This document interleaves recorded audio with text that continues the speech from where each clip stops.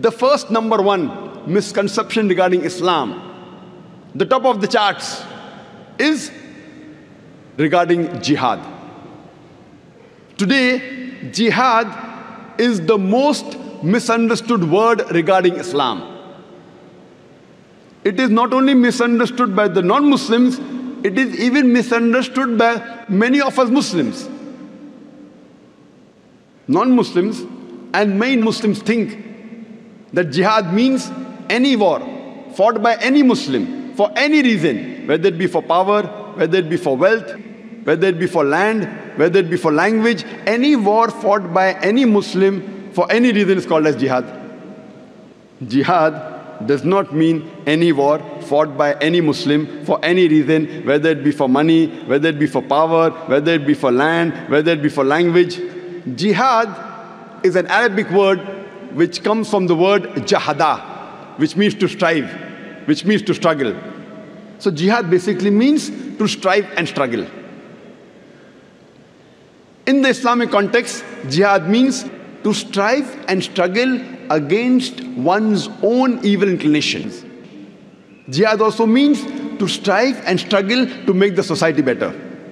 Jihad also means to fight against oppression. Jihad also means to fight in self-defense in the battlefield. So jihad basically means to strive and struggle. For example, if a student is striving and struggling to pass in the examination, in Arabic, we say the student is doing jihad. He's striving and struggling. Many people have a misconception and they think that jihad can only be done by a Muslim. There are many verses in the Quran which say that even non-Muslims did jihad. Quran says in Surah Luqman, chapter number 31, verse number 14, we have enjoined on the human beings to be kind to the parents. In travail upon travail the mother bore you, and in pain did she give you birth. Immediately after praising the parents, especially the mother, the verse continues. Surah Luqman, chapter 31, verse number 15 says that, but if your parents do jihad, strive and struggle, to make you worship somebody else besides Allah subhanahu wa ta'ala, besides Almighty God, of whom you have no knowledge, then don't obey them. But yet, live with them with love and companionship. Here the Quran is talking about non-Muslim parents doing jihad, striving and struggling to make their children do shirk, worship somebody else besides Allah. A similar message is given in Surah Ankabut, chapter number 29, verse number 8, that we have enjoined on the human beings to be kind to the parents. But if their parents do jihad, they strive and struggle to make you worship somebody else besides Allah subhanahu wa ta'ala, besides Almighty God, then don't obey them. So here the Quran is talking about non-Muslim parents doing jihad.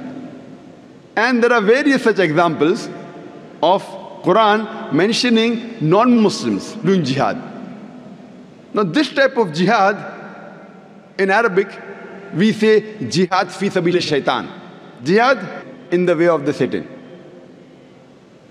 What we Muslims should do is jihad fi sabilillah, jihad in the way of Allah.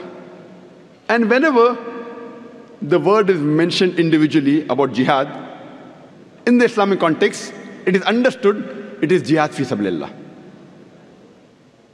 Most of the non-Muslims, including many so-called Muslim scholars, inverted commas, they translate jihad as the holy war. Holy war, if you translate in Arabic, it means harbun muqaddasa.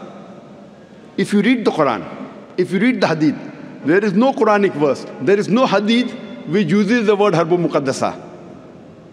The word holy war doesn't exist in the Quran, neither in the Hadith. Jihad, as I mentioned, basically means to strive and struggle. And one type of jihad is also fighting in the way of Allah subhanahu wa ta'ala. It is qital in the way of Allah subhanahu wa ta'ala. But jihad doesn't basically mean a war. One type of jihad, there are various jihad for nafs, one type of jihad is fighting in self-defense in the way of Allah subhanahu wa ta'ala. If we see the history of the Prophet Muhammad sallallahu alaihi wasallam, the first 13 years of his prophethood that he lives in Makkah, there were many Quranic verses that were revealed, all the Makkan surahs. Many a time in these verses, the word jihad was used. And never did the Muslims ever fight, physically fight. Only when they migrated to Medina, then the wars took place. But yet you find the word jihad in several verses of the Quran which were revealed in Makkah. Many examples I can give you. For example, Quran says in Surah Ankabut, chapter number 29, verse number 69, that those who do jihad in the way of Allah, those who strive in the way of Allah subhanahu wa ta'ala, we open up the pathways for them. When the verse was revealed, there was no war at that time. Quran says in Surah Furqan, chapter number 25, verse number 52, that do not follow the unbelievers, but do jihad against them. Strive against them strenuously with the Quran. That means you do jihad with the Quran.